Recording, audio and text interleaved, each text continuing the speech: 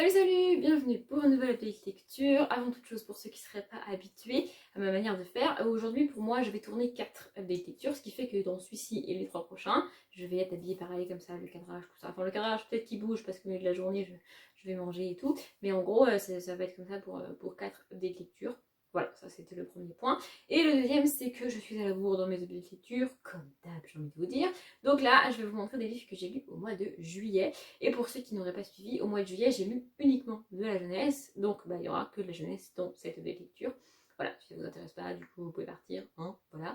Et si ça vous intéresse, on y va. Et on commence avec James et la grosse pêche de Roald Dahl. On peut le dire, Roald Dahl est l'auteur de mon enfance, puisque je dirais de mes 6 à mes 9 ans, j'ai littéralement lu en boucle Mathilda. Je lisais que Mathilda en boucle, en boucle, en boucle. De temps en temps, un Tom de Mariana, histoire de dire que je lis autre chose, mais en vrai, je lisais que Mathilda. Et ensuite, j'ai totalement délaissé Roald Dahl et délaissé la lecture. Et je me suis mis à la lecture que bien plus tard, vers mes 17 ans, un truc comme ça. Enfin, à peu près 10 ans plus tard, on va pas chipoter. Encore plus tard, j'ai décidé de lire les autres livres de Roald Dahl, parce que c'est bien mignon d'avoir lu un livre en boucle de l'auteur, mais j'avais envie de lire les autres, et donc je m'étais mis à Roald Dahl pour ce mois de juillet. Ici, on va suivre James qui vit chez ses deux tantes qui sont absolument détestables avec lui. En gros, elles le traitent comme leur boniche, hein. Voilà, elles l'ont récupéré parce que ses parents sont morts, je crois, sauf qu'au lieu de l'élever, d'être gentille avec lui, d'être présente pour lui, enfin d'être une famille pour lui, elle le considère comme un moins que rien, ce qui est là pour faire le ménage et s'occuper du bois, enfin d'autres trucs très sympathiques pour un enfant, hein, voilà. Et un jour, il y a une énorme pêche qui va débarquer dans leur jardin. Et de là, James va partir dans une aventure avec cette pêche. C'est plein de merveilleux, c'est très rigolo pour les enfants, c'est vraiment fantastique. On a un personnage fantastique dans les deux sens, hein, je veux dire, au niveau de ce qui se passe de pas réaliste dans la vraie vie, et au niveau de c'est génial, c'est top en fait. Et voilà, on rencontre plein d'animaux qui sont aussi merveilleux, qui parlent et tout. Enfin, c'est un univers Roald Dahl, à la Roald Dahl, quoi. J'ai vraiment adoré, c'était vraiment vraiment top. Pour moi, c'est pas à la hauteur de Mathilda, mais en même temps, Mathilda, c'est un peu le must pour moi, au niveau de Roald Dahl en tout cas. Comme d'habitude, c'est illustré et les illustrations sont comme toujours avec Roald Dahl de Quentin Blake. Voilà, du coup pour moi, l'illustrateur va avec Roald Dahl, c'est en tout en fait. Bref, j'adore cet auteur. Je ne sais pas s'il y a encore des gens qui n'ont jamais lu de Roald Dahl, mais si c'est votre cas, peu importe votre âge, vraiment c'est un auteur à découvrir. Pour moi, c'est l'un des plus grands classiques de la littérature jeunesse. Et je trouverais dommage de ne jamais lire de Roald Dahl en fait. Le suivant, c'est Poule, Renard, Vipère, donc le tome 1, Albin de Roald Dahl. Non, de Paul Ivoire. Faut que j'arrête avec Roald Dahl. Je vais vous dire tout de suite, peut-être ça vous perturbe mon petit truc là jaune, je sais pas si vous le voyez, mais il y a un truc jaune là. Parce que on a une carte du monde au début et j'aime bien mettre un petit truc dessus parce que quand j'ai envie d'y revenir, ça me saoule de devoir la chercher à chaque fois. Donc je mets un petit marque-page. Voilà, c'est le seul truc que je marque dans mes livres. Bref, on va y rencontrer Albin, qui est un poussin. En fait, on est dans un monde où ils sont sur une île et l'île est divisée en 3 territoires. Donc le territoire des poules, le territoire des renards et le territoire des vipères. Et chaque animal a peur d'un autre et fait peur à un autre. Donc les poules font peur aux vipères, les vipères font peur aux renards et les renards font peur aux poules. Donc ils sont un peu, enfin ils sont pas en guerre, mais comme ils ont tous peur de l'autre, ils s'entendent pas vraiment. Et dans chaque espèce, enfin dans chaque clan, on enseigne aux enfants qu'il faut avoir peur de machin.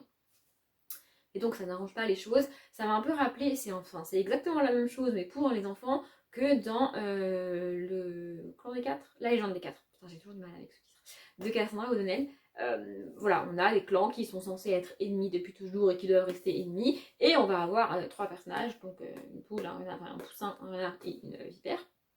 Enfin, un vipro et un renard d'eau, bref, vous avez compris.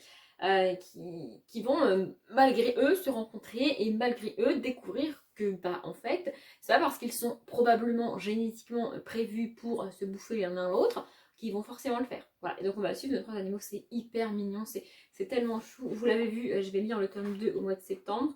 Enfin, probablement je l'ai déjà lu au moment où vous parlez, puisque au jour où je tourne cette vidéo, je compte finir le livre que je suis en train de lire et commencer Zora, le tome 2. Donc, voilà, je vais vous dire. Voilà, on a des illustrations comme ça se lit hyper vite, c'est tellement cool. Là, j'ai pas écrit sur les pôles fiction, parce que c'est dans les éditions Pulp Fiction. Mais franchement, moi je dirais 7-8 ans, c'est jouable. Hein. Franchement, limite première lecture, franchement, c'est tellement facile à lire, c'est tellement cool et c'est tellement bien écrit. Franchement, j'ai adoré. C'est pour ça que je me suis acheté la suite et que je vais la lire. J'ai trop hâte d'ailleurs de la commencer aujourd'hui. Et j'ai décidé d'écouter Beer Can Fix. Ouais, de la bière pour les enfants, je sais, c'est pas très cool, mais c'est comme ça. De Thomas Rhett. Et voilà, j'adore cette saga. Je sais que beaucoup de monde en a parlé, dont Piketty Bookin. Et enfin, je suis pas mal de gens qui lisent de la littérature jeunesse. Et je craque rarement pour des sagas comme ça dont ils parlent tous. Mais je sais pas pourquoi je craque rarement, parce que je devrais craquer plus souvent, parce que c'était vraiment cool. On enchaîne avec une autre saga jeunesse que j'aime de plus en plus, c'est Les désastreuses aventures des orphelins Baudelaire. Donc le tome 7, L'arbre au corbeau de Lemony Snicket. J'ai beaucoup aimé ce tome-ci. Donc on retrouve toujours Violette, Klaus et Pruning, 3 orphelins devenus orphelins au début du tome 1, qui dans chaque tome se retrouvent baladés d'un tuteur à un autre parce qu'ils tombent sur des tuteurs tous plus soit nuls, soit chiants, soit pas du tout faits pour élever des enfants, soit carrément méchants dans chaque tome, donc c'est un peu la merde. Ici, ils vont débarquer dans une ville et en fait, la ville entière va être leur tuteur. Donc, on se dit, bah, dans toute la ville, il va y avoir au moins un qui est quand même doué avec les enfants et qui va gérer. Pas du tout. En fait, pas du tout. Donc, voilà, ils se retrouvent là-dedans et en mode, enfin, la ville entière se retrouve contre eux, en fait, alors qu'ils sont vraiment de la personne. Et on revoit aussi les personnages du tome 5. J'aime vraiment ça, le fait que à partir du tome 5, il y a des personnages qu'on va enfin, il y a d'autres personnages que nos 3 personnages principaux et le grand méchant qu'on va retrouver dans les tomes suivants, parce que sinon ça avait un côté très répétitif et ça aurait pu devenir lassant. Mais le fait que là, en gros, dans le tome 5, ils rencontrent 2 personnes qui vont les aider dans leur recherche et dans ce qu'ils font, parce qu'ils ne font pas que passer de tuteur en tuteur, ils ont aussi au fil des tomes, il y a un truc qui se met en place, et un truc qu'ils recherchent et qu'ils veulent comprendre, et ces 2 personnages-là vont les aider à comprendre ça. Déjà comprendre pourquoi le méchant en a après eux, qu'est-ce qui s'est passé au tout début du tome 1, enfin ils ont plein de questions qui se posent et je trouve ça cool. Et donc on va suivre ces personnages-là, plus les Baudelaire, plus le méchant, enfin voilà, on a de plus en plus de personnages récurrents au fil des tomes et je trouve ça vraiment cool. Au moment où je vous parle, j'ai déjà lu le tome 8, donc je vous en parlerai dans un petit peu longtemps parce que je suis de nouveau à la bourre dans mes idées de lecture, mais ça vous devez avoir l'habitude. C'est toujours, enfin, ceux-là sont moins illustrés que les autres, on a juste une illustration comme ça à chaque début de chapitre. Je sais pas ce que vous voyez, hein, mais voilà, on a une illustration. Là, pour vous donner un ordre d'idée, c'est un monsieur sans tête. Voilà, c'est que là, c'est le bref, et on a juste, je crois qu'au fil du temps, on a juste une illustration en dehors de toutes celles du début de chapitre. C'est pas trop dérangeant, mais du coup, ça fait, voilà, c'est à partir de 11 ans, je crois, si je dis pas de conneries, c'est ça, c'est dès 11 ans.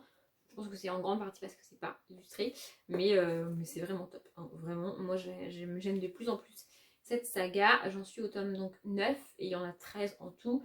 Je pense pas pouvoir la finir d'ici fin 2019, mais voilà, courant 2020, en gros, j'aurais fini cette saga. Et je vous la conseille évidemment. Et j'écoute UUH de Julia Michaels en lisant cette saga. On va finir cette belle lecture par un gros échec pour moi. Donc c'est Le mystère de la chambre jaune de Gaston Leroux. Je pense que ça fait des reflets, je suis désolée si c'est le cas. J'ai pas du tout aimé ce livre, j'ai pas du tout accroché. Donc on va rencontrer l'inspecteur Rouletabille, voilà. Et on a, donc c'est le fameux mystère de la chambre jaune, je pense que tout le monde à peu près connaît ce résumé. Même si vous savez pas que c'est ce livre-là, en vrai vous connaissez le résumé. C'est une femme qui est retrouvée morte dans une pièce enfermée de l'intérieur. Et donc on va essayer de comprendre qu'est-ce qui s'est passé. Sauf que, alors la narration est extrêmement lente, mais alors vraiment, j'ai rarement vu un truc aussi lent. Enfin, ça m'endormait tellement c'était lent. Bon, ça va beaucoup changer en fait parce que là je me fais chier. Vraiment, je crois que c'est l'un des livres les plus lents que j'ai lu de ma vie. En plus de ça, on n'a pas vraiment une enquête en vrai parce que l'inspecteur, à la minute où il rentre dans la pièce, il a déjà son idée.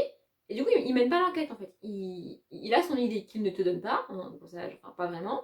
Et il mène pas l'enquête en fait. Enfin, on le suit pas dans la recherche d'indices, dans qu'est-ce qui s'est passé, dans qui est venu, qui est pas venu. Non, il a déjà son idée. Et du coup, j'ai pas vu l'intérêt du truc. Et alors en plus, le truc qui m'a particulièrement agacée, voilà, à la page où je me suis arrêtée, il y en a, c'est qu'on a à chaque page, mais alors vraiment quasiment à chaque page, des notes en bas de page.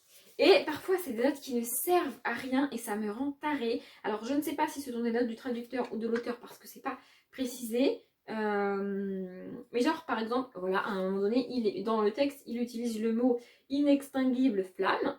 donc on a un petit astérix, un petit numéro qui en bas te dit inextinguible flamme, 2 points, amour infini. Mais utilise amour infini dans ton texte en fait, que tu sois l'auteur ou le traducteur, je m'en fous. C'est un livre destiné aux enfants. Donc si tu as conscience que tu utilises des mots qui ne sont potentiellement pas compréhensibles par des enfants, ne les utilise pas en fait. Enfin, franchement, ça m'a rendu tarée. Je déteste ça. Les notes en bas de page, c'est quelque chose que je ne supporte pas. Mais vraiment, me couper dans ma lecture pour descendre et lire le truc, ça me rend tarée. Parce qu'en plus, je suis extrêmement tordue comme fille. C'est-à-dire que là, je connais la signification du truc. Mais déjà de 1, quand je vois le petit astérix, je sais pas que ça va être ça. Et de 2, même si je devine que ça va être ça, il faut que j'aille le lire. Je peux pas ne pas le lire, ça c'est pas possible, j'y arrive pas. Donc voilà, ça m'énerve. Vraiment, les notes en bas de page, c'est quelque chose qui m'énerve. Et là, alors je sais pas si vous allez voir, mais je vais essayer de vous, enfin je vais vous faire défiler les pages. D'ailleurs que je m'en pas, il y en a, mais à chaque page, c'est un truc de malade. Donc je me suis arrêtée, je vous le dis, à la page 52. Je pouvais plus, hein, franchement je pouvais plus. Donc voilà, on est à la première page, on a déjà les notes en bas de page. Non mais c'est magnifique, hein, voilà. Les pages d'après, c'est pareil. On a des notes en bas de page là, on en a là. Enfin, il y en a à chaque page. Mais quand je vous dis à chaque page, c'est vraiment à chaque page. Hein. Voilà. Là, encore la page d'après, on en a là, on en a là. On en a tout le temps partout. Et c'est un système d'écriture qui me fatigue. Si tu veux donner des infos en plus, mets-les dans ton texte. Je parle à l'auteur là. Et si c'est le traducteur, bah, c'est pareil en fait. En fait, les seules notes en bas de page que je tolère vraiment, c'est quand on a un livre écrit par un Américain, la plupart du temps, qui fait référence à des événements que tous les Américains connaissent et que les Français ne savent pas forcément. Et donc là, le traducteur se permet de mettre en bas de page, par exemple, 4 juillet, fête nationale, parce que nous, on n'est pas censé deviner que c'est la fête nationale là-bas, tu vois. C'est le seul truc que je tolère parce que l'auteur ne destine pas son livre au monde entier, donc il ne peut pas prévoir que dans tous les pays, on connaît ça, on connaît pas ça. Ok, d'accord. Mais là, à un moment donné, jusqu'à 4, voire 5, voire 6 notes en bas de page, il faut arrêter de se foutre de la gueule du monde. Ça me fatigue et surtout, ça continue jusqu'à la fin. C'est-à-dire que là, je fais défiler la fin du livre, on a encore 2-3 notes à chaque bas de page. Enfin, pas à chaque bas de page, mais on a 2 pages sur 3 qu'on est à ton bas de page. Quoi. Enfin, franchement, ça m'a taré. Ça, plus le fait qu'il n'y a pas d'enquête, en fait, il n'y a pas de mystère. Enfin, c'est marqué le mystère de la chambre jaune. Mais le gars, il a son idée dès le départ. Il mène pas d'enquête. Il trouve pas ça mystérieux. Et ben, moi, je trouve ça chiant. Voilà, je suis désolée. C'était mon petit coup de gueule de l'update lecture. Hein. Voilà, je suis extrêmement déçue. C'est un des plus grands classiques du genre, en fait. Et je comprends pas pourquoi. Mais c'est mon problème, vous me direz. Si je me trompe pas, cette lecture a été courte. J'espère que c'est pas parce que j'ai parlé trop vite, mais je ne pense pas. Je pense que c'est juste parce que j'avais pas grand chose à dire sur des livres. Quand je les aime beaucoup, j'ai rarement beaucoup de choses à dire. Hein. Quand je les aime moins, vous avez remarqué, j'ai beaucoup plus de trucs à dire. Je sais pas si c'est normal, enfin je sais pas si c'est comme ça pour tout le monde, mais pour moi c'est le cas. Du coup, je m'arrête là, j'espère que ça vous a plu. Comme d'habitude, je vous souhaite une bonne journée, un bon après-midi, bon appétit ou une bonne nuit, et je vous dis à bientôt.